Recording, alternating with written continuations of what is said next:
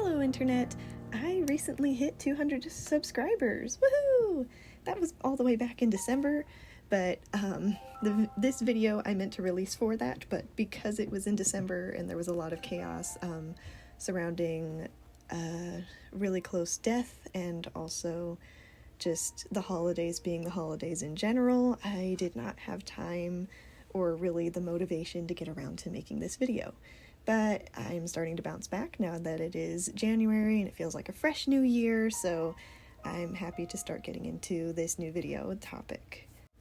This video will be exploring my middle school questions that I had about theology and faith. I kind of label them as dumb questions only because now I consider them to be kind of dumb, but I can totally understand where people are coming from when they ask these questions, because at one point I didn't understand them either. So anyway, that's the main topic of the video, what's going on in the background, because we all know there's a certain comic artist, star, who doesn't like it when you don't explain what's going on in the background and talk about something completely different. So what's going on in the background is I'm painting this little ceramic sculpture, I guess, that I got from Michael's. And I had meant to paint it during the holiday season, but again, due to a lack of motivation and all that nonsense, I didn't get around to it. So I'm painting it in the background for this video, which absolutely killed my iPhone storage. But anyway, I'm going to fix that by not doing that ever again. Now back to the main topic of this video, my dumb middle school questions about theology. When I was in middle school, I remember having a question about what the Bible said about Satan. However, I noticed whenever I asked this question, I'd end up with very similar answers that felt very underwhelming or unsatisfying. I asked Sunday school teachers, youth leaders, Awana leaders, my grandma, my mother, I believe just about anyone that I could ask this question. I asked, well, aside from a couple of people, but we'll get into that. This wasn't exactly frustrating, but definitely confusing for me at the time, though now I can see why they gave the answers they did. The question was, why can't we forgive Satan?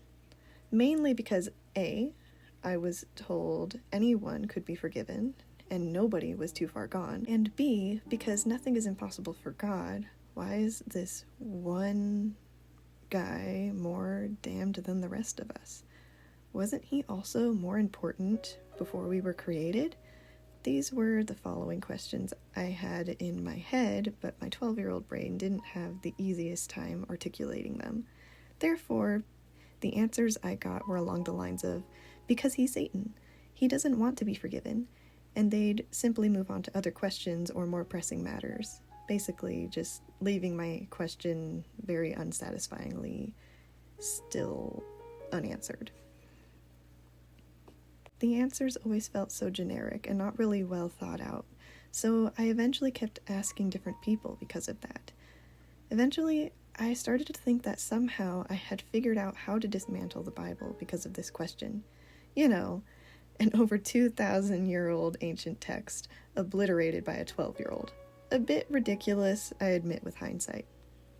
Though, because I had this dissatisfied feeling and almost an overconfidence because of it, I had gained enough confidence to ask my pastor this question.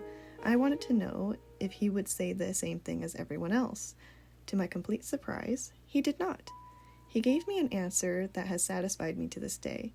So, here's what he said, in close summary. Satan looked at God, the creator of the universe, and everything in it, the being that created Satan himself. The God who no human has ever survived seeing the face of, even Moses saw the backside of God and had to hide behind a mountain to see him. Satan actively walked with God, even after the fall, face to face, which can be seen in Job if you take the story literally, which is something even the high priests in Jewish culture had to be very careful with. Heck, they even had a backup plan just in case around the ankles of whoever went to do their jobs in the holiest of holies. Satan looked at the being so glorious and perfect as that and said, nah, I can do better than that. And I should be the one worshipped above him. Not only that, but he is wrong for loving his creation so freelessly. On top of that, he still hasn't changed his mind in the thousands of years since creation. This answer made so much more sense to me than all the others I got, but later on I realized that's exactly what the other people I had asked were saying. They had just simplified. I'm not trying to blame them for simplifying this question and answer, but wow, it actually took me years to have that realization. And in time, I had told this story so many times. I'm a little slow, what can I say? Now, after I had asked the pastor, we went home from church, and I decided to ask one last person my question. I finally asked my dad. And you know what? He gave me the exact same answer. I was bewildered. I could have asked my dad this whole time. It had been months at this point. What? Ever since then, my dad and I have had countless conversations about theology and just in general topics we find interesting together. Before then, I really just treated the conversations like pretend play or, like doing a movie skit or something. Not really getting too deep into conversations about thermodynamics and theology and other who knows whats that my dad and I like to geek over nowadays. So I didn't really get that deep into it at first, but now I'm really glad we do, ever since I had that realization.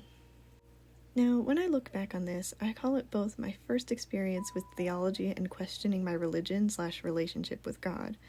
But I also see it as a reason why it's important to think about why someone is asking you a question. Why do people ask things? Or why that particular question? Is there context that can help give a better answer? Looking back, I think I asked that question because I felt like we couldn't forgive Satan. Why should I be forgiven? Like, if we can't forgive Satan, why should any of us be forgiven? We've all made mistakes. So what's the point of saying this one guy is irredeemable while everyone else can be redeemed eventually? For that matter, why weren't we comparing how bad people were to ourselves? If there's this one guy that's so bad that he just can't be forgiven, shouldn't that mean that there were humans that couldn't be forgiven as well? Certainly there are a lot of debates on that type of thing, but in my brain that's just where it went from this particular question. Why can't we forgive Satan? So really, the question was a lot deeper than I had realized or anyone else who answered it had realized until later on, due to really my little brain not knowing how to ask about it yet. Now I know that we can be forgiven if we choose to accept it, if we want it, and that technically we haven't rejected the full glory of God like Satan had, because we really wouldn't be able to withstand it anyway. At least not until we're reborn as born-again Christians, thanks to Jesus. All we gotta do is admit we need saving, something that a being like Satan will never do due to his overflowing pride in his abilities, which is why there's likely people who won't go to heaven as well. They're the best of the best to themselves, and they don't want to admit they aren't. Being a Christian isn't perfection or being perfect before people or God. It's accepting that we need help, that sin has tainted our lives, and due to betrayal of people and God, we need someone to help. And that someone is Jesus. Something I knew I wanted for my first Storytime Saturday was a story that talked about God and my experience with learning about him. I'm hoping this may help someone in their spiritual journey and maybe provoke questions of your own. I'm happy to try and answer questions if you have them, but I encourage talking with other trusted Christians in person if at all possible. But for now, that's about all I have to say on this topic. And with that, that is all I have to say. And I wish you all a Merry Christmas, a Happy New Year, and I hope that whatever ambitions that you have this year will be able to help glorify God, just like my current ambitions of growing my YouTube channel will hopefully help grow the kingdom of God. I don't know what his plan is for me right now, but that's what I think it is. If you enjoyed this video, or if you just want to see more art that I've done, or if you are looking forward to future videos like this, where I'm diving into stories that glorify God through my past or through my art, or just in general some fun stories that will be coming up in the future on this channel, I recommend subscribing. And I guess if you want, you can check out some of my other shorts that I've made around my art, so you can get a little familiar with my art style and just things that I'm working on. I plan on making at least one of these videos that are like long and involve a story and all that fun stuff at least once a month, potentially working up to more frequently, but you won't know if you don't subscribe how often that is. But anywho, that's enough of my ramblings. I hope you enjoyed the art and the story that I had to share with you, and I will be seeing you again next time. This is Honolulu signing out for the very first time. Bye-bye. See you later.